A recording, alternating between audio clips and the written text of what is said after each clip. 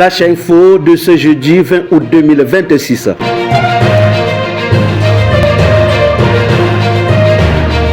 À la une, éboulement meurtrier à Zambouï. Le Cameroun organise le rapatriement de ses ressortissants. Le gouvernement camerounais a réagi ce mercredi au tragique éboulement survenu mardi sur un site d'exploitation aurifère à Zambouï. Les autorités précisent que le drame s'est produit dans le village centrafricain de Zambouï, distinct de la localité camerounaise du même nom.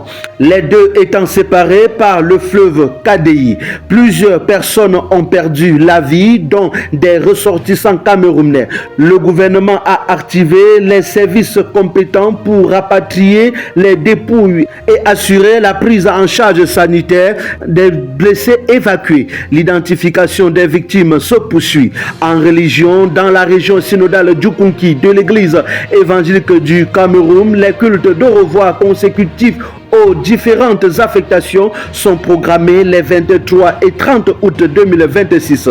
Ce dimanche 23 août, le révérend Philippe Nguété, ancien président de la région synodale du Konki, sera honoré au cours d'un culte de revoir à la paroisse EEC de Bandune Centre dès 10h.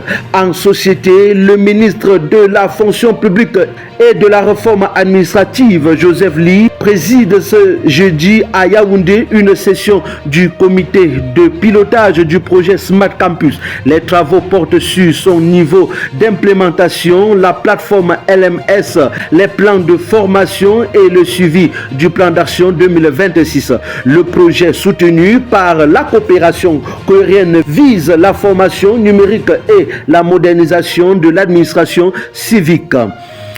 Le ministre des Travaux publics Emmanuel Ganou Djoumessi a demandé à Arap Contractor de reprendre et d'accélérer les travaux sur plusieurs chantiers, notamment la boucle de la Leki, le contournement nord de Yaoundé et l'axe Balmayo-Samelima. Le faible niveau de mobilisation des équipements et du personnel est notamment dénoncé. À Logone et Chari, le préfet met en garde contre les faux arrêtés de chefferie. Fombele Mathias Tayem dénonce la fabrication d'arrêtés portant homologation de chefs traditionnels. Il estime que ces pratiques alimentent les divisions et menacent la cohésion sociale. Les auteurs et leurs complices s'exposent à des poursuites judiciaires. À Kribi, le projet d'alimentation en eau potable de la zone portuaire approche de son terme. Le ministre de l'eau et de l'énergie, Gaston Elumdu Essomba, a évalué les infrastructures hydrauliques et énergétiques de la zone. Le projet d'alimentation en eau potable affiche un taux d'exécution de 95%. L'exécution du poste électrique et la ligne 225 kV KPDC PAC font également partie des infrastructures inspectées. En environnement, le programme de gestion des paysages forestiers affiche 66% d'avancement. Réuni à Soa, le comité de pilotage a évalué la 4e année du programme. Plus de 40 000 bénéficiaires ont été accompagnés, 34 hectares de terres dégradées, restaurées et 1,19 million d'hectares d'aires protégées concernés par l'amélioration de la gestion. Le plan de travail 2026-2027 a été adopté. À Bameka, le festival de Mouka aura sa 6e édition en 2027, prévue du 3 au 10 avril 2027 dans les hauts plateaux. L'événement sera consacré à la valorisation du patrimoine culturel et au développement du groupement Bameka. Le ministère de l'Art et de la Culture a accordé son parrainage officiel. Cameroun, Union européenne, le soutien au PME au centre des échanges.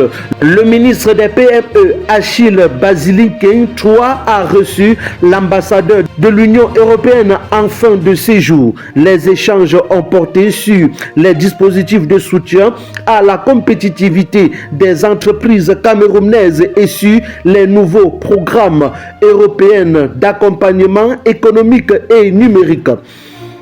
Le ministre du Commerce et le directeur général de la BCPME ont signé une convention destinée à financer et structurer les filières du riz, du maïs, de la farine, de l'huile de palme et du lait. L'objectif est de faciliter la transformation, le stockage et la commercialisation des productions locales.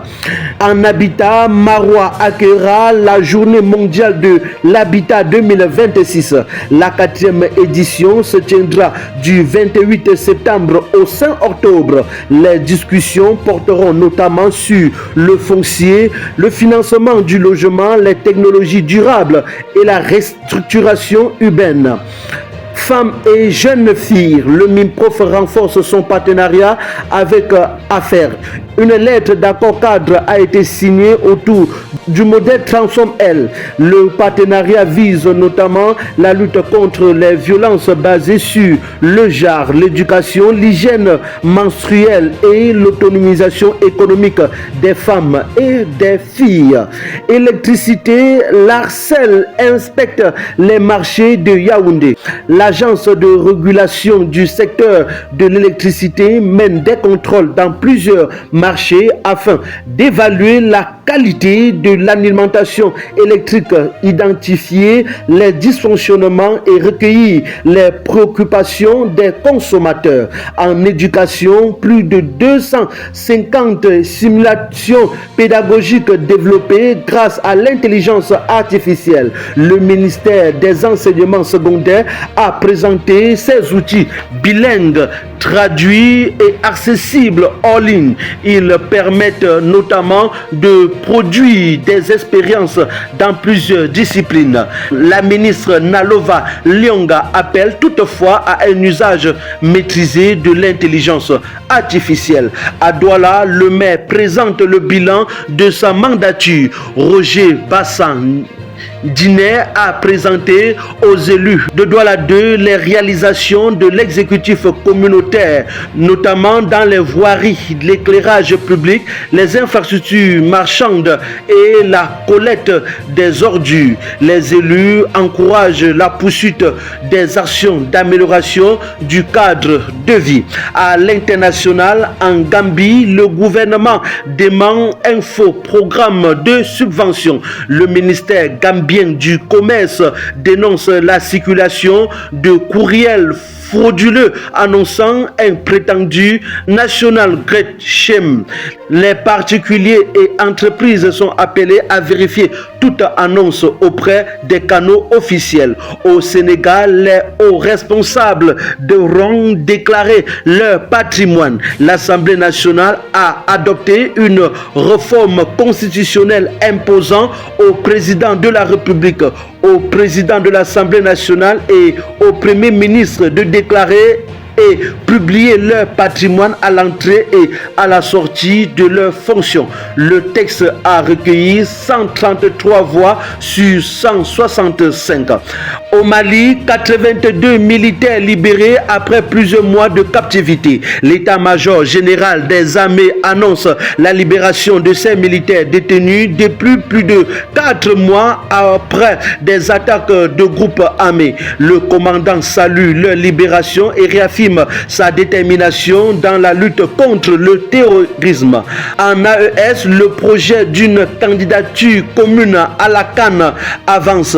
Le Burkina Faso, le Mali et le Niger ont ouvert à Ouagadougou des travaux techniques en vue d'une candidature commune à l'organisation d'une future CAN à 24 équipes. Les discussions portent notamment sur les infrastructures, les transports, la sécurité et la logistique transfrontalière. Tchad-Libye vers une nouvelle commission mixte de coopération. En visite à Tripoli, le ministre tchadien des Affaires étrangères Abdoulaye Sabre Foudoul s'est entretenu avec son homologue libyen. Les deux pays ont décidé de convoquer prochainement à Djamena une nouvelle session de leur commission mixte de coopération. Au Niger, Niamey recherche des investissements américains dans le secteur pétrolier.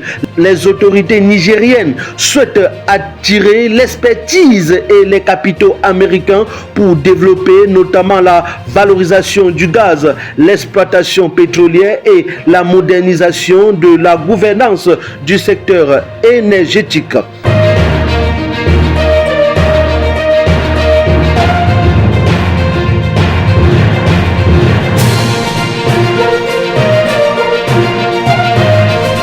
C'était le Flash Info de ce jeudi 20 août 2026 sur Kairos Info. Chaque info compte. Merci de votre fidélité. Excellente journée à toutes et à tous.